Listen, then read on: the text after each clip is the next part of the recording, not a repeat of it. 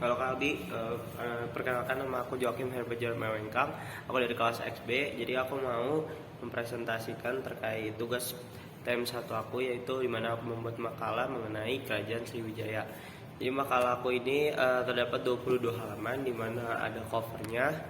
Lalu aku ada kata pengantar, ada daftar isi, ada pendahuluan serta isi dari pendahuluannya, poin-poin dari pendahuluannya. Lalu itu ada rumusan masalah serta ada tujuannya. Lalu ada bab pembahasan dalam rumusan masalah yang aku berikan. Terus juga ada terakhir itu penutupan sama kesimpulan. Oh ya, sama daftar pustaka dan daftar gambar yang terkait isi dari makalahku. Jadi secara singkat makalah ini yaitu mengenai Kerajaan Sriwijaya yang diperkirakan berdiri sekitar abad ke-7 Masehi, yang pendirinya itu raja pertama dari Kerajaan Sriwijaya itu Dapunta yang Sri Jayanasa. Jadi Kerajaan Sriwijaya ini salah satu kerajaan besar di Pulau Sumatera yang berhasil membawa kejayaan dan dampak besar bagi bangsa Indonesia di masa lalu, di masa Nusantara, yang dampaknya itu kerasa sampai sekarang. Juga Kerajaan Sriwijaya ini letaknya itu di tepian Sungai Musi di daerah Palembang, Sumatera Selatan.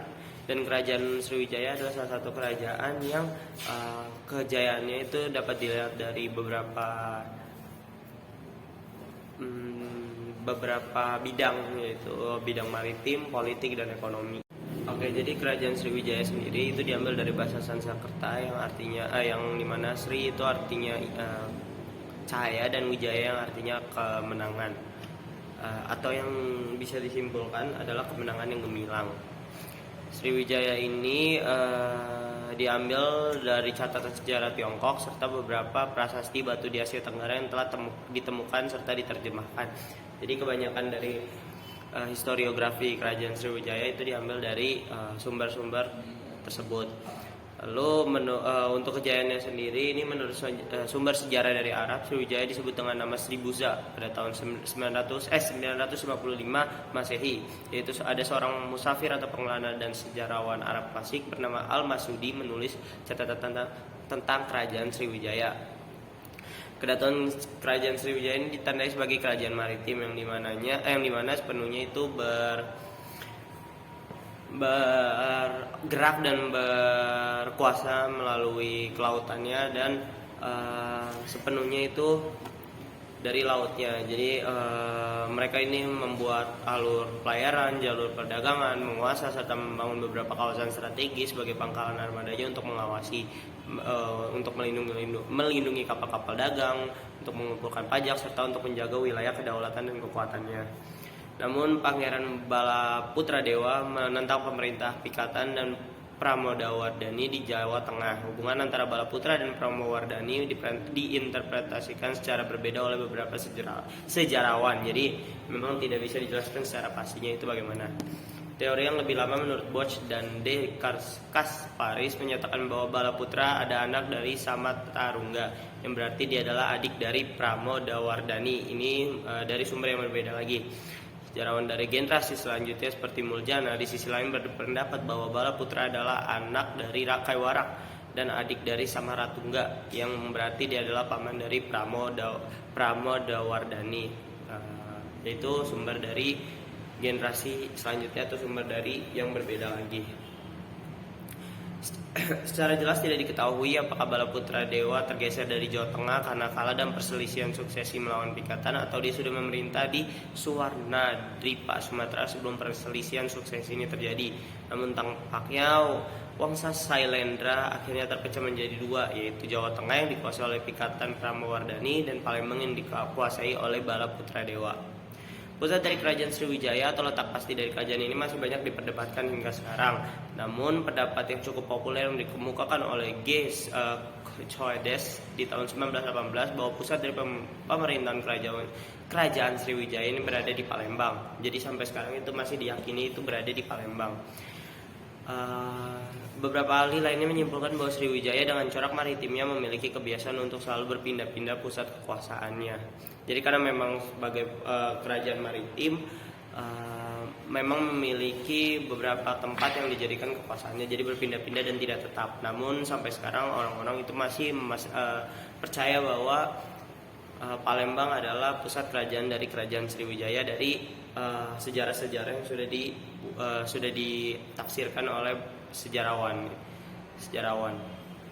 Oke, untuk keruntuhannya sendiri ini disebabkan oleh beberapa faktor. Faktor utama itu yaitu raja yang tidak mampu memimpin dengan baik.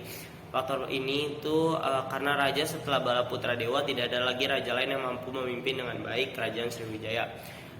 Setelah Balaputra Dewa wafat pada 835 Masehi, Kerajaan Sriwijaya hampir tidak menemukan sosok raja yang dinilai mampu memimpin kerajaan tersebut dengan bijaksana serta adil. Karena tidak ada pemimpin yang bijaksana dan baik ketika berkuasa, maka hal tersebut perlahan-lahan mulai meruntuhkan rasa kepercayaan masyarakat.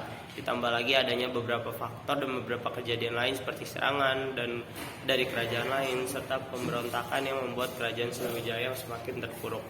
Faktor-faktor lainnya itu ya letak kota Palembang yang jauh dari laut, berkurangnya aktivitas perdagangan, sektor militer yang melemah, beberapa wilayah kekuasaan melepaskan diri, serangan dari kerajaan lain. Ini membuat Kerajaan Sriwijaya itu menyentuh keruntuhannya. Jadi buat kesimpulan ini, Kerajaan Sriwijaya sebagai salah satu kerajaan yang paling kuat di Nusantara pada masanya itu terbentuk sekitar tahun 683 Masehi yang memasuki masa kemasan pada tahun 775 sampai dengan 1183 Masehi. Kerajaan Sriwijaya sendiri yang tadi seperti saya sebutkan memiliki peran penting dalam perdagangan di kawasan Asia Tenggara serta jalur perdagangan yang terkenal dengan nama jalur perdagangan Mutiara. Juga Kerajaan Sriwijaya dengan pengaruhnya yang signifikan dalam bidang politik, ekonomi, agama, seni, dan teknologi tentunya terasa dan berdampak pada Indonesia sekarang ini. Oleh karena itu, kerajaan tersebut dianggap sebagai kerajaan dengan kekuatan yang terbesar di kawasan Asia Tenggara pada masanya. Namun sampai sekarang kerajaan tersebut memiliki sejarah yang rumit dan berubah-ubah. Jadi memang belum pasti bagaimana rekonstruksi sebenarnya yang terjadi dari Kerajaan Sriwijaya dari awal sampai akhir masa Kerajaan Sriwijaya. Meskipun begitu, keberadaan Kerajaan Sriwijaya sangat penting bagi perkembangan peradaban di kawasan Asia Tenggara serta mempengaruhi berbagai aspek kehidupan masyarakat pada masanya. Sejarah Kerajaan Sriwijaya memberi pelajaran bagi generasi saat ini tentang pentingnya perdagangan dan kerjasama internasional dalam mengembangkan peradaban yang lebih maju di masa depan, terutama dalam sebuah negara. Sekian untuk presentasi saya, Kak. Sini ada daftar pustaka serta daftar gambar terkait peninggalan bersejarahnya. Kiranya ada kurang dalam pengucapan kata serta penginformasian yang saya berikan, saya mohon maaf yang sebesar-besarnya. Terima kasih.